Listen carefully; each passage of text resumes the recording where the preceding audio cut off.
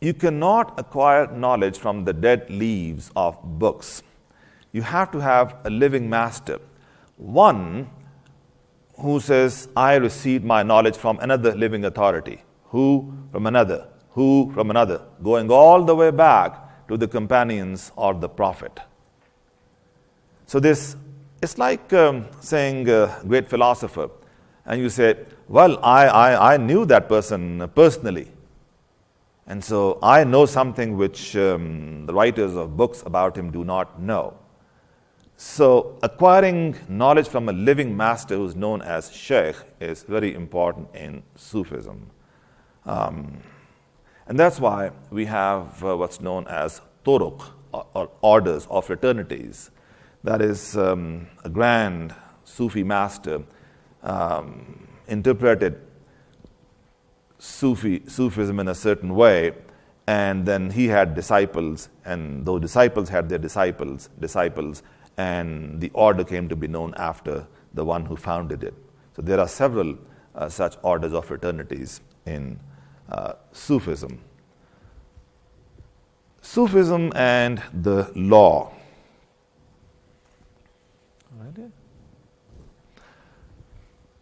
Sufism is often explained as a reaction against worldliness. The rulers of the first dynasty of Islam, the Umayyads, were, according to many, especially worldly people, and there was a strong reaction against them. And so some individuals with pietistic tendencies withdrew from society and tried to cultivate Sufism. Formalism or ritualism and legal casuistry, that is legal hair splitting, and saying, oh, this is not legally permissible, but I'll find you a way in which you can do it, legal loopholes and so on. So the common theme here is that you should be sincere and you should be God-focused and not world-focused, and you should go after spirit and not form. Historically, there has been a conflict between Sufism and the law. A number of reasons, some of them are listed here. The first one, asceticism or withdrawal from society. See, some Sufis tended to leave the world and go live in isolated places, or even when they lived in society, they would not mix with the other people, practically as hermits or recluses. And there's a hadith which says there's no monasticism in Islam. So Sufis were accused of promoting monastic tendencies. And there were some Sufi convents and monasteries established also. So this criticism was directed against them.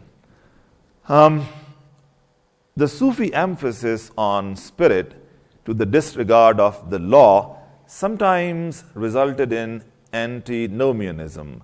Nomos is law, as in astronomy, law of the stars. Abnormal, that is that which is away or outside the law. Antinomianism is, I don't need to follow the law. Why should I go and perform the Hajj, the pilgrimage at the Kaaba, and make the rounds of the Kaaba? No.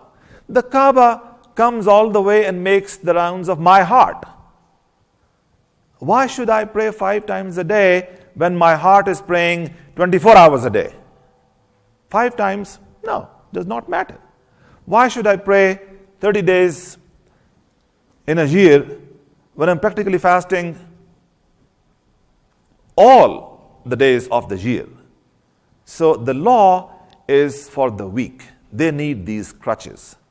It is true that the Quran or Islam in general emphasizes following the law, but the subtext is, since most people are not capable of living the life of spirit, the law is meant for those people. I don't need the orange. I drink orange juice all the time. So the husk, the kernel, the outside is not for me. This is for the great unwashed. This is for the multitude, for the common people, not for elite like me. So antinomianism was a tendency and still exists in some areas. Then pantheism, as you pointed out, all is God. And Hallaj, a mystic of Baghdad, is said to have said, Ana al-Haq, I am the truth, capital T. And it was understood by the legal authorities to mean that Hallaj was claiming to be God, a heresy, and for which he was executed in the year 922. Hallaj, likewise, is a Sufi figure who has very strong defenders and very strong opponents. People who defend him say he was totally misunderstood. This is, and his mistake, they say, as a Sufi, you can reach a stage where you achieve union with God in some sense. But since that sense is not communicable, that understanding, Hallaj's mistake was to publicize what he should have kept to himself. Remember the meaning of the word, Greek word mu'in, to keep one's lips closed, sealed? That is what a Sufi should do. So if you have become one with God, then keep that to yourself.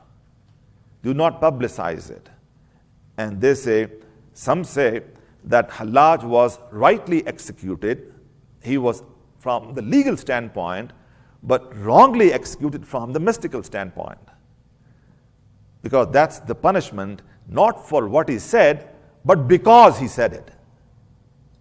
If he had kept it to himself, he would not have been executed, because people don't understand these mysteries. And he was punished for revealing the mysteries, not for possessing those mysteries.